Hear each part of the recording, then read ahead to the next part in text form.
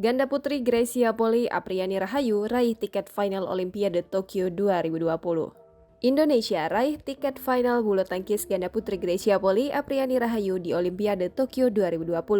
Pasangan ini berhasil menengkuk lawannya di Korea Selatan, Lee So-hee dan Shin Seung-chan di lapangan 1 Musashino Forest Plaza pada Sabtu 31 Juli 2021 pagi waktu Indonesia Barat. Dikutip dari Kompas.com, Gracia Apriani menang 2 straight game dan 2 game langsung.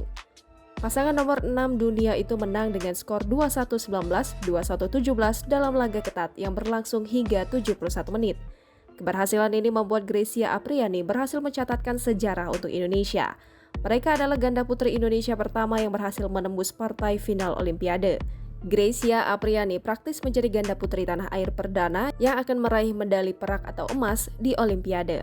Selanjutnya, Gracia Apriani akan melawan pemenang antara Kim So-young dan Kong Hyong dan Shen Qingshan, Jia Yifan, Cina di final untuk memperebutkan emas. Sektor ganda putri pun merupakan satu-satunya nomor di mana Indonesia masih belum berhasil mendapatkan medali emas dari cabang bulu tangkis Olimpiade.